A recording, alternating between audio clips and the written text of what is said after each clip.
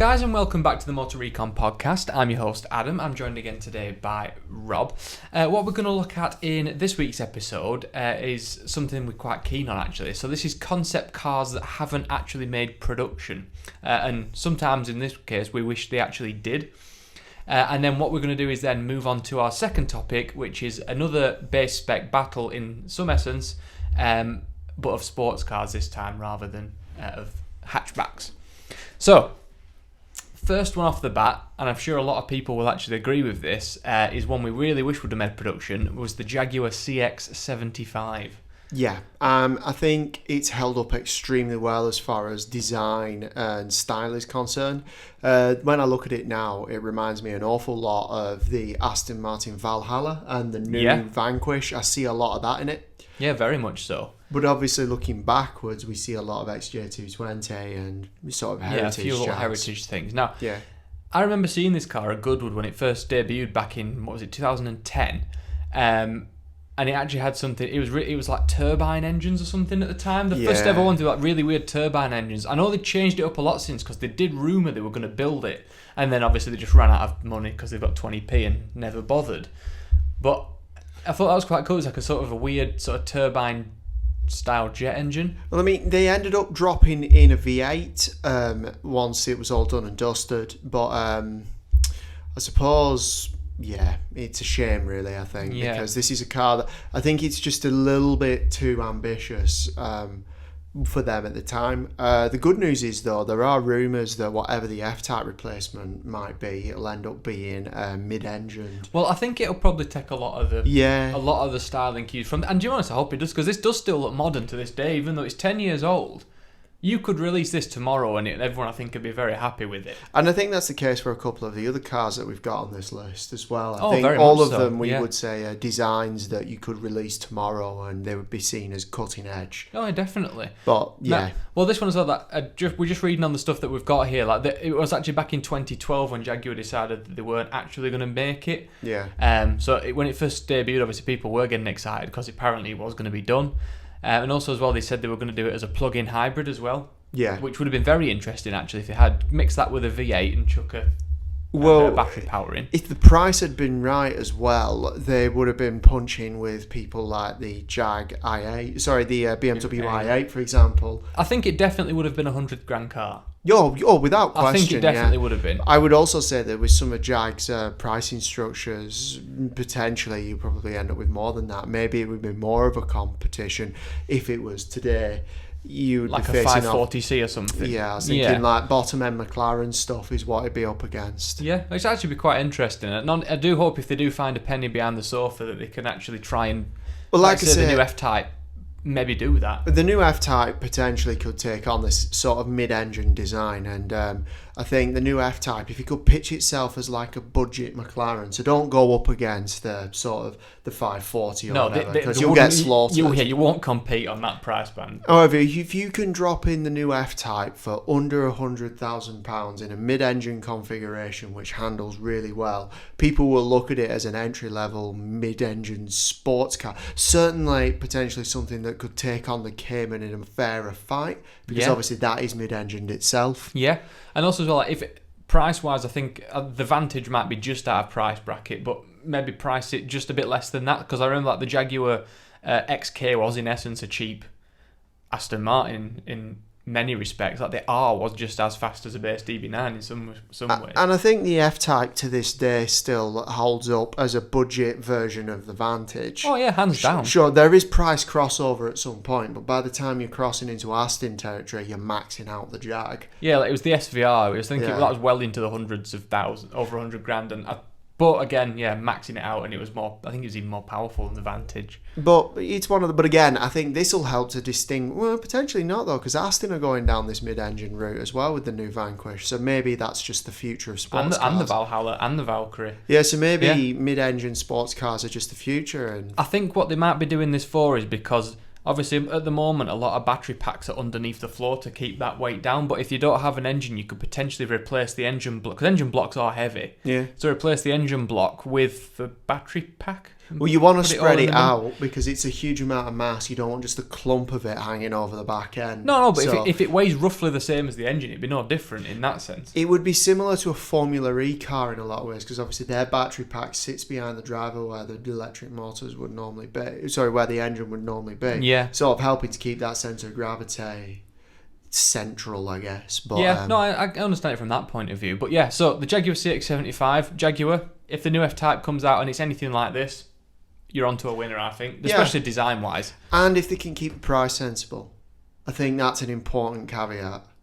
Yeah, because the current F-Type, what is it, 54,000 starting price? Yeah, but I am worried that with this new potential mid-engine design, Jag might think, well, sod it, we'll just, push the price out while we're at it. Yeah, we'll start it at, say, 80 rather than 54. And just maybe overreaching themselves with... Yeah, I think they've got to remember, Jaguars are great cars, don't get me wrong, and I love the brand, but they've got to remember they are Jaguar. Yeah, they've got to know that, and I'm not trying to sound harsh on them here, but you've got to know your current place in the market. And currently, Jaguar, so if you're looking for a British sports car at any rate, you're sitting below Aston. You're sitting below McLaren, but you're sitting above Lotus. Yeah, so, Jaguar in the past have had a habit of maybe promising things and not quite delivering, like they did with the XJ220. Like they promised it would have a big V12, like four-wheel drive, everything. I mean, it did turn out to be, in some ways, a very good car. Well, at the time, it was the fastest car in the world. So it did turn out to be a world beater. Not for very long, I believe. No, the McLaren F1 was not far. I think not far behind it at all. It didn't hold on to the record for a long time at all. But I think it's worth talking about the XJ220 a little more. Now, I know you like these, don't you? Oh, I do. Yeah. They're mad. They are mad. They're massive as well. They're extremely wide. That's 7.5 feet, 8 feet wide. Is it something ridiculous like that? They're mad, and the engine's like from a Rover or something daft. Yes. Well, no. Here's what the concept was. So this is what they were talking about. The concept one, they promised a 6.2 litre V12 in it for Jaguar V12, and then it actually ended up with a 3.5 litre twin turbo. It's a V6. V6 engine, which was actually the Metro rally car. I mean, don't get me wrong. It was 500 horsepower. You're not going to grumble. No. And apparently, obviously I've watched reviews of these and things like that. The turbo lag was immense, but when them turbos kicked in... Oh, you really shifted. It was like getting punched in the back. And I think the other thing as well is, say if you put this into comparison with, I don't know, Bugatti Chiron. So obviously another top speed monster. What did this max out at? What was it? I think it was officially. I think it was 212, but I think they did to 217 at one point. So 212 in Bugatti Chiron probably doesn't feel that exciting. No, but in this, 212 will feel like you're on the limit. Yeah, there it is. 212.3 miles an hour. I guarantee 212 miles an hour in that is terrifying. I didn't even know they did Nürburgring lap times back then as well. 7 minutes 46 on the Nürburgring. That's actually not that bad. It's a big lump as well, isn't it? The one thing that is scary though, back in 1992, this started at £470,000. Again, Jag's long history of yeah. But in 1992, just under $500,000 for a car was unheard of. Oh, yeah. I think the McLaren F1 was £1 million, don't get me wrong, but the McLaren F1 was significantly better engineered than this was. And it came, exactly. I love seeing these at Goodwood. I really do. You can see them at a lot of car shows now. They think they've got a cult following and stuff like that. I really do, and I always look forward to seeing them. So I'm hoping, fingers crossed that Goodwood goes ahead this year. Always high on my list. Yeah, just to have a good nosy around. The race car versions of these, like the Martini race car that they had at Goodwood was insane. I love that car. So anyway, back onto where we were. So another concept car. Now this is more one that I thought I've got sort of nostalgia from my childhood. I remember my brother had a 1:18 scale model of this car, which first got me into it. And then I had some little Hot Wheels versions of it and things like that. Mm-hmm. So it's the Audi Avus. That's AVUS for anyone wanting to look up what it looks like who's listening. From 1991. So this is an old car. This is 2 years before even I was born. Yeah. Obviously my brother is a bit older than me and he had it as his sort of car. The looks of it, back in 1991, seeing this. Oh, radical. Very, very radical. And to come out of Audi as well, now, probably unheard of. Funny you should say that, because there's a few design cues I see in here that have made their way through to modern Audis. Yes. I see the original TT in it. Absolutely, yeah. I see, and I also weirdly see a bit of Bugatti Veyron at the front. Yeah. So I see a little bit of Bugatti Veyron. To be fair, they started the Veyron design very early on. It was a long time before it actually came out, and that was released in 2005. I think it started that late 90s. So it weren't much after this. And also, one thing you'll see, if we do have a picture of the back of it, look at the back end of that. Them rear lights are from the first Bentley Continental. Oh yeah. And that weird boot thing. The thing I have noticed is the weird boot thing. It's incredibly long at the back and It low. It's bizarre. And also, I don't know how low profile tyres went back then, but they clearly didn't have them because them wheels are massive in them. I know, it's crazy, isn't it? In them arches. Nevertheless, though, I think it was a very futuristic design for the day. Apparently, it would have been fitted with a W12 6-litre engine, again, which is... The Bentley Continental. It's a Bentley one with all the 500 And the Audi A8s as well. The Audi A8s and S8s had them. But back then, because obviously this was when automatic gearboxes were a bit shoddy, this was a proper manual gearbox with the W12 engine. That would have been an absolute animal. And quattro all-wheel drive. But again, as well, following on from what I see with the Veyron, obviously they had a W16, so a W configuration engine in the back. Yeah, it's very much a Volkswagen Group thing. That's what I mean. It feels, when I look at that, as I say, it's clear that obviously the Bugatti was a VW Group project, and it feels like it took a certain bit of inspiration from this. It also has a very high ground... If you look at that side profile, the ground clearance is quite big, but I'm looking, it's got 20-inch wheels that... And that's not including the tyres, that's the alloys that are 20-inch, plus the tyres on top of it. I mean, it is surprising how sort of not little power it got. It got 502, which is a lot of horsepower. You've got to remember, this is 1991. Sure, yeah, exactly. But when I might add as well, that's a 6-litre W12 in 1991, and they're estimating 502 horsepower. Compare that to the XJ220, which was the fastest production car in the world from 92 to 93. That had a 3.5 litre V6 that punched out 507. Yeah. So it's a massive amount more capacity for, let's be real, no more power. So it surprises me how little it punches. Yeah, the one thing that would have had over the Jag is no turbo lag. Oh, yeah, and also build quality of a monstrously higher quality. What are you on about? You're saying Jags are poorly made? Of that era, potentially, yeah. Yeah, no, I do agree. Of that era, potentially. Well, it was when they launched the XJ220, it was straight into the recession, which was in 1992. Yeah. So launching a £500,000 car in a recession didn't go down very well, which is why they didn't sell that. A lot of people cancelled orders. Classic British car maker move, that. Of course it is. Well, do you know this telltale time for a recession as well? Whenever Aston Martin launch a flagship car, they did it with a 177. Looks like they're about to do it with the Valkyrie. Oh, and God. It's just every time they launch their flagship car, something goes wrong, which means no one can afford them. So yeah, I see a lot of futuristic design in that. It's not a car I'm actually familiar with. No, God, when were you born? 95? 95, yeah. So it's not actually a car I'm familiar with. No, but, so this was a one from my childhood. I always loved that car, and I thought it was great to actually bring it back up and have a good nosy at it again. Yeah. Now then, this one... We both like this. Both love this. So this is the Lotus Esprit concept. And again, this is another 2010 model. So this is back at the same time that Jag were doing the CX-75. Yeah. I remember going to Goodwood again that year and having a look at this car. And I thought at the time, like, wow, like they really, really need to build this car. Oh, yeah, absolutely. Like, absolutely need to build this car. Would you consider it a GT? They're considering it a GT. Well, Lotus historically haven't been great at doing GTs.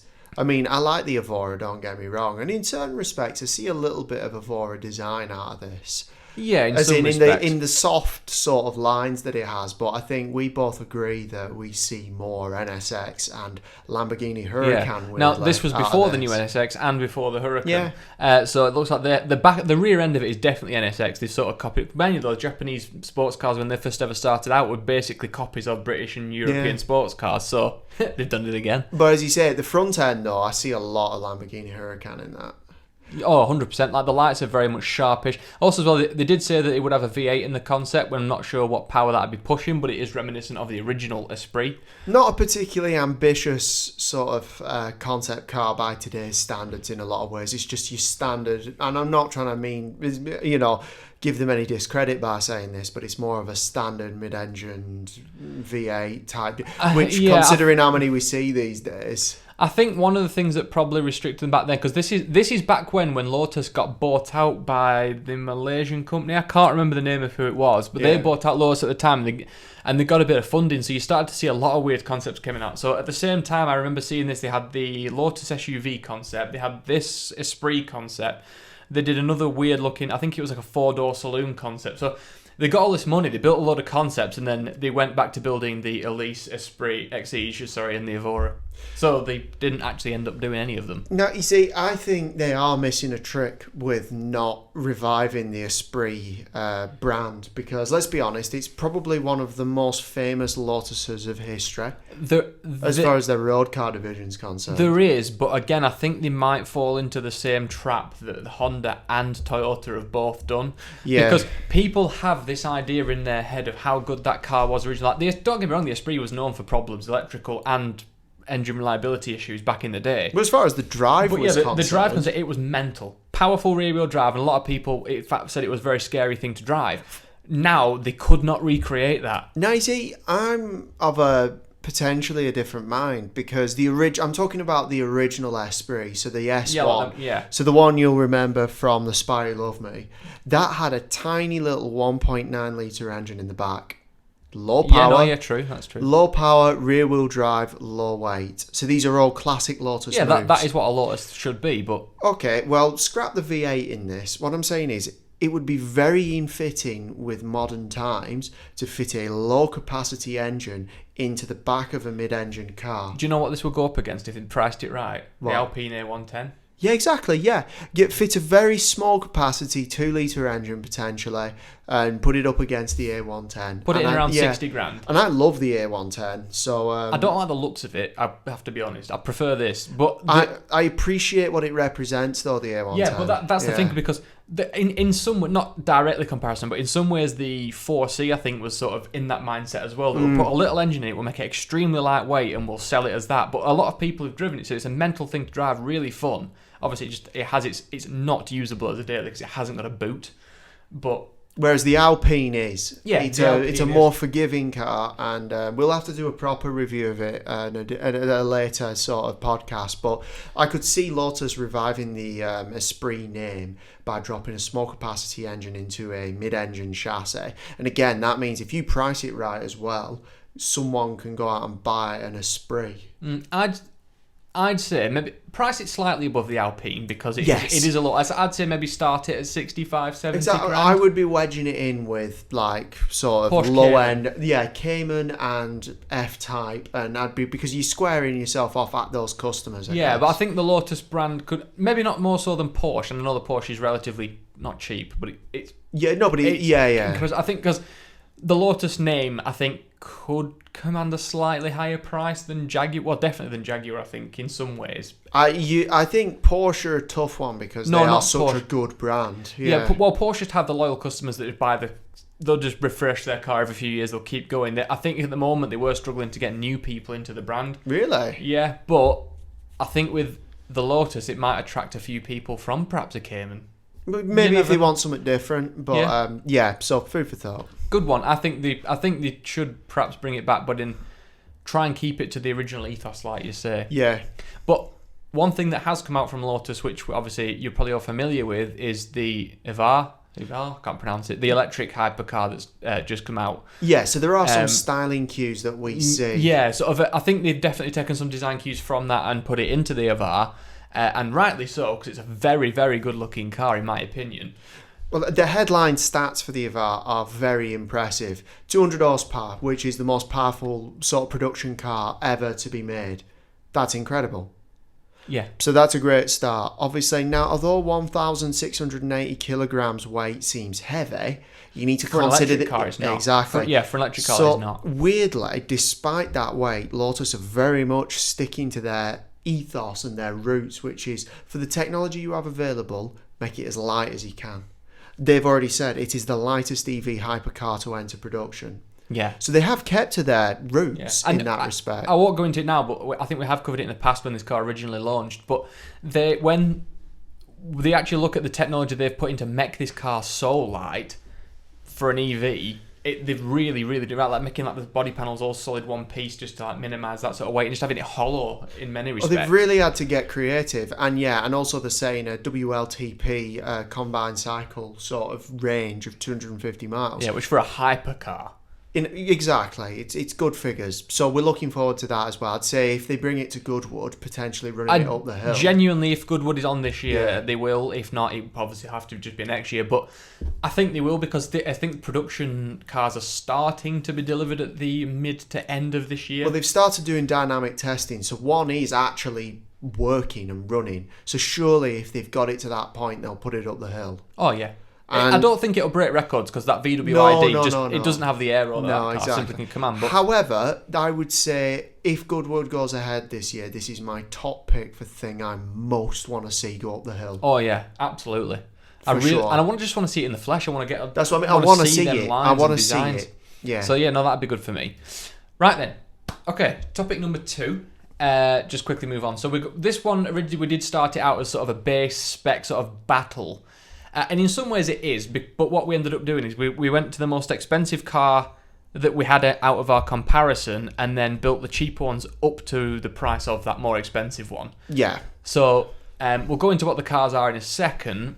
So the most expensive one will just say it happened to be a Lotus Elise Cup 250. Yes. Because we were trying to do base spec sports cars. Now that's not a base spec Elise, I understand that, but it's the base spec of that model variant. Yeah. And that car started at 49,400 and something. I think it was the exact number. So we've built our other cars up to that price. Yeah. So the first one we'll look at, which for one of our listeners will be very happy, is the Audi TTS Yes. Coupe. Now, the TTS, we understand, does not start at £49,000. But we've gone for the black edition. Yeah, so we've obviously tried to go for a model that brings it up to a more comparable price range. I think it's important to note some of the stats on this, because obviously it isn't a base spec TT, so you do get the all-wheel drive system. Yeah. You do get out of the 2 litre sort of the 2 litre 4-pot, you are looking at over 300 horsepower. Yeah, so this is essentially it's the Volkswagen Golf R engine. Well, it is the Volkswagen Golf R engine in that. You get Quattro, you get 155 miles an hour, and you get 0 to 60 in 4.5 seconds, which you're not going to sniffle at. No. So this car actually did come out again at 49,235 with a few options. Mm-hmm. But what do you get for that sort of money? So we were looking at sort of the actual, I don't know what you consider base things you get. So you get your digital dash as standard on the TT. You get the S-Tronic gearbox, which not for everybody, not for me. I'd rather have a manual if it were up to myself in a sports car. But it is, as automatic gearboxes go, it is probably one of the best on the market. We've also selected just some extra things. So we've gone for turbo blue paint, which I know that doesn't affect the car in any way. It just looks nice. We've gone for the 20-inch 5-spoke V-style matte alloys. Which again, £550 for those, and I've also gone for the red leather. But again, that isn't actually that doesn't cost you any extra for the Napa leather. That didn't cost anything. No, so in total we've got £1,125 pounds worth of options on the car. Yeah. Which, to be fair, we've got some paint, some wheels, and that's it. You don't get much for your. Yeah, but I think that there are some things that do come as standard, I believe, like climate control. And you get all that. Yeah. So your climate control comes as standard. You obviously your Apple CarPlay. You do get your leather seats. You get your LED and xenon lights. It wouldn't be uncomfortable in there. Well, it would. Have you ridden in? Well, yeah, physically uncomfortable. But as far as appointment of equipment is concerned, you're not going to be lacking for anything. You're not lacking in there, for are anything you? in there. No, not at all. Which is good. And also the one thing I really like that they've done in the TT is get rid of the central screen, which I think on some of the Audis look, well, the older, they're not so bad now, they've got it made into the dash again. Yeah. But it just looks a lot cleaner. But for that cleaner though, you lose a level of practicality with the respect that if the passenger can't really use it. Yeah, sack them off, it's fine. So they can't do a lot of the things that in normal cars passengers do, I guess. Yeah, no, I do understand it from that point of view, but if you're a loner like our friend with a TT, then you're not going to have many passengers in it, are you? Yeah, I suppose that's true. Yeah, you'll be all right. Sorry, Phil. So there we go. So that's that one. So you do get a lot of stuff on there. You're not going to be lacking for equipment. So not at all. If we just move swiftly on to the BMW Z4, this I would say is a direct competition to the TT in the BMW range. It's their 2-seaters. Well, I say the TT is actually 4 seats, but the 2 seats you can't use in the back. I can confirm that from personal experience. As a human with limbs, you do not fit. So, on your Z4, so the starting price for this one, what was it for? Just over £40,000. But again, we've gone for the We've gone for the full M40. The M40, which starts at $49,185, so it actually fits in quite well.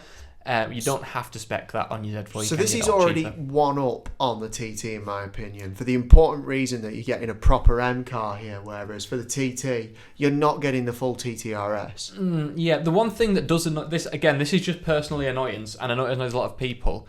Like other cars like the M3, the M4, the M5, when you get a lower model, so you get like an M Sport version, they've got M badges on it. Yeah. Like this isn't a Z4 M alone. They've called it the M40, which I do get why, but it's got the same engine as the M140 in the 1 Series, which is 340 horsepower. So again, you're up on the TT, but it's a bigger displacement, and the 0-60 is exactly the same. So that extra power isn't actually giving you anything in real terms. That is true. Because obviously it's only got rear-wheel drive, whereas the TT's got 4. So dynamically, where do you reckon they're at to drive? Well, I've driven the M140 a couple of times with this engine and this thing in, and I know it's the same chassis. Yeah. So, dynamically, not that bad. Understeery, if anything, but you can solve that with a squirt of accelerator. And obviously, with it being rear-wheel drive, it does sort itself out in that sense. Fast, don't get me wrong, it feels fast. Now, you see, obviously the TT, I've never actually driven the TT. Well, so. I've driven Phil's a couple of times. I say his isn't the TTS, so I can't directly compare it. But again, his is the 240 horsepower one. It is fast, it feels fast, and obviously the TTS is just going to feel that step further. But it does have 4-wheel drive though. So it does have the Quattro and it does have the S-Tronic. I've driven, my Audi had the S-Tronic and Quattro as well, which I'm used to that. But one thing I will say is, in the corners it does feel very planted, but when you floor it on a country road, it feels very loose. It feels not loose as in it's not going to lose traction, but loose as in it feels up and down. Your steering doesn't feel in any way sort of connected with it. That makes sense. But I mean, are they, because obviously I'm thinking back to Quattro of old, so think about the original Audi Quattro. And a lot of Audi Quattros as well were notorious for understeer.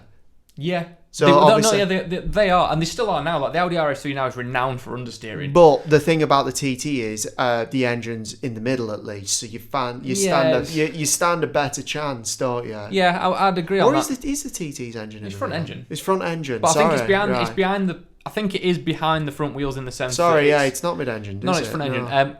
It's fine. I think they still class it as front mid, not. Right, so it's not front because I remember Quattros of old literally had the engine hanging over the front. Yeah, but that is fine. It handles good, to be fair. It does grip very well. You don't feel like when you get to a corner that you are going to fly off it.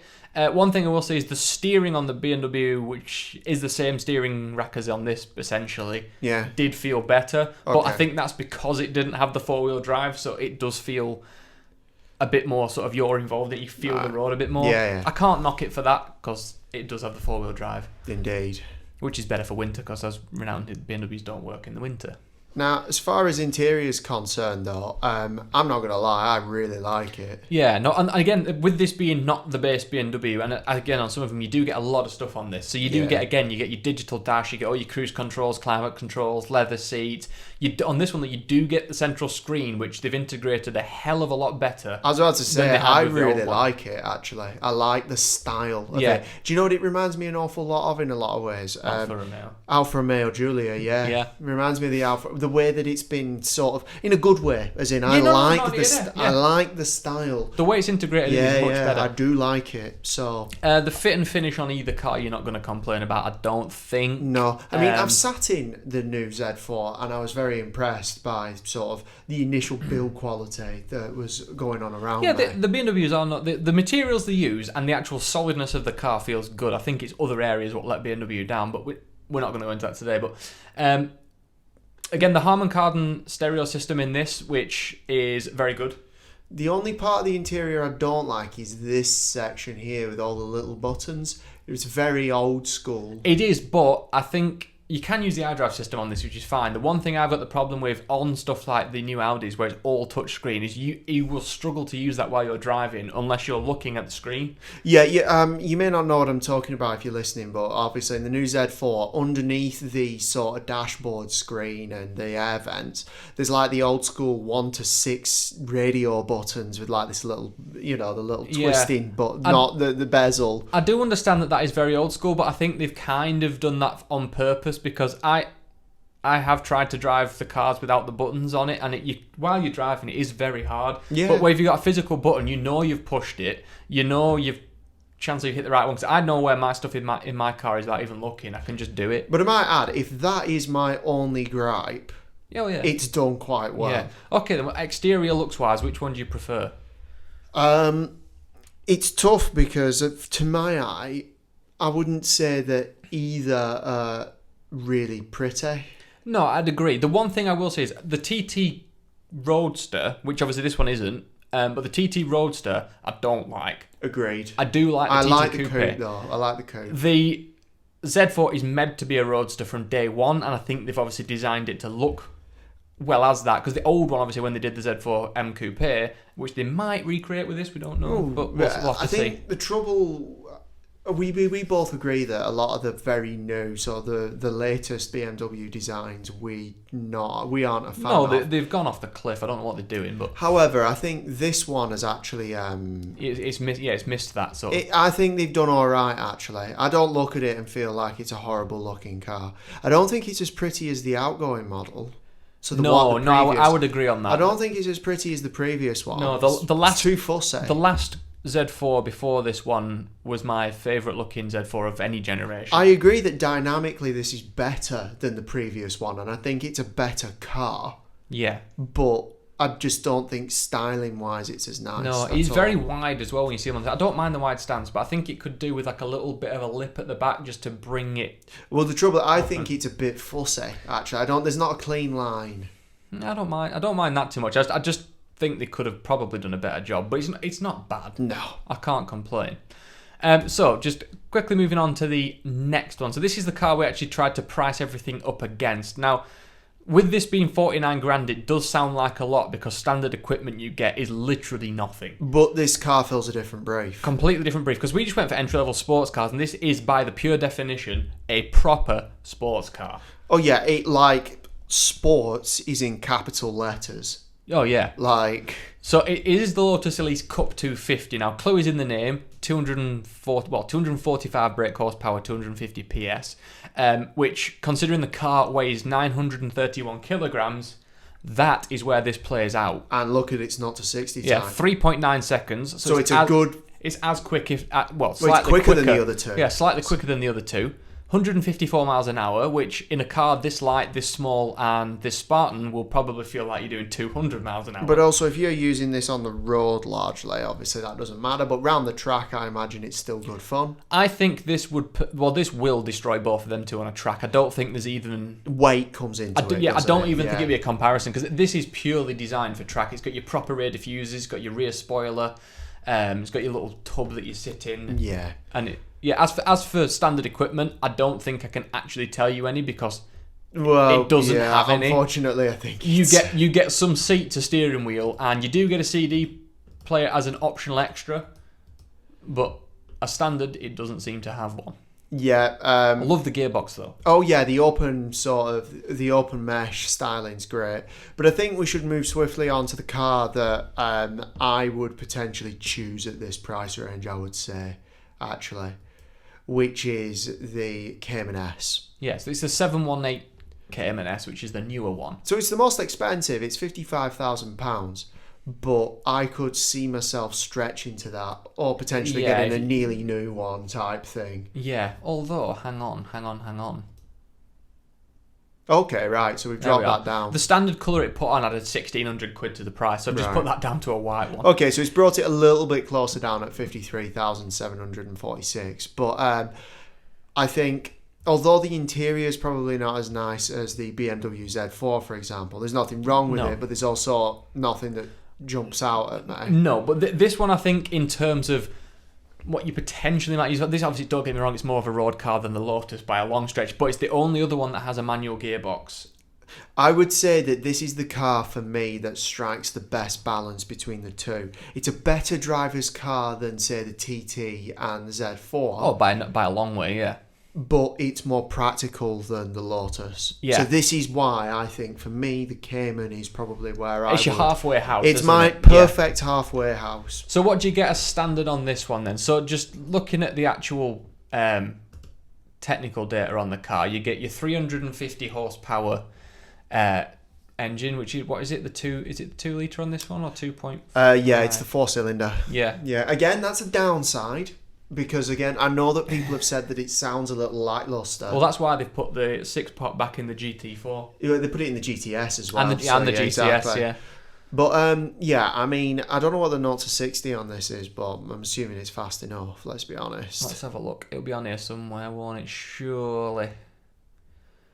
Oh, Porsche don't include that on there. Here we go. 4.9 seconds. Right. So it's a full second slower than the Lotus to 60. And it's slower than, because obviously I think the engine has come into this a little bit. It's slower than both the Audi because of its 4-wheel drive and the BMW because it has a proper straight 6.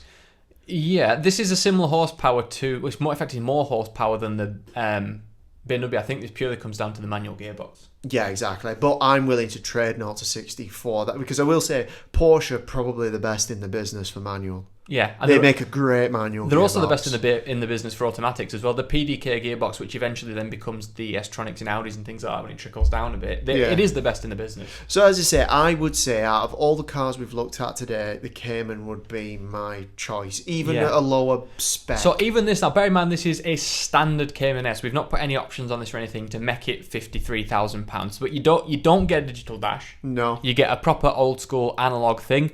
You do get your big screen in the middle, which on the new Porsches is actually quite a decent system. But again, it's nowhere near. I don't think it looks anywhere near as slick or as sophisticated as what Audi or BMW in particular are offering. I think the reason for that is because Porsche do focus more on it being a driver's car. Yeah. So you don't want the distractions of everything else around there. One thing as well, I do say on the Caymans, they have the coolest cup holders fitted to any car. Oh, you're totally over-engineered, aren't they? Yeah, completely over-engineered, but I respect them for that. Yeah. It is proper mid-engine, so you do get sort of like your climate control, cruise control, all your gubbins like that as sort of as standard, but it's not, equipment-wise, it's not on par with the other two, but then again, we have spec'd them up to higher models. Yeah. But you stick, because it's the same price, you could argue about that. So this is probably the one I would, if it was my money on the line, this is the sort of thing I'd be going for. Yeah, I think I'd agree with you on that one as well. Looks wise, I think it's better looking than the TT and the Z4. I might add as well at £53,000, it brings you close to the starting price on the F-Type, but I would actually have the Cayman over the F-Type. Because it's a better car. Yeah. If I was going purely on looks, I'd have the F-Type. But if I was going as a car I was going to use on a daily basis and occasionally might truck it on a track day.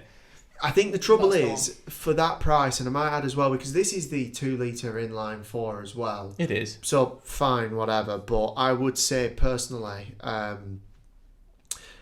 the only F-Type I want is either the V8 or the V6. I don't want the 2 litre. No. Whereas in this, I'm alright with getting a 2 Well, they don't have any heritage with the Cayman, do they? To like go back on and I don't. I'm alright with getting a 2 litre. Granted, I'd much rather have the GTS with the 4 flat 6 any day of the week. But I'd agree. Oh, for me, Cayman, I'd have a GT4, no question. I think it looks insane, but that's a bit out of budget on this. We'll do that in another episode. Yeah. So we can do sort of maybe track top end sports cars and see what can come out there. Yeah. So I think that is a good place to wrap this up. I say standard equipment on the Porsche isn't really that much that you don't get on the others. Well, you don't get anything that you don't get on the others, really. Yeah.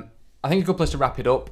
We will be back next week for another episode. So obviously, any topics you want us to discuss, let us know on any of the social media links in the description, or just send a direct message, anything like that. Yeah. And we'll do that for you. But if not, we'll see you next week. See you in a bit. See you later. Bye-bye.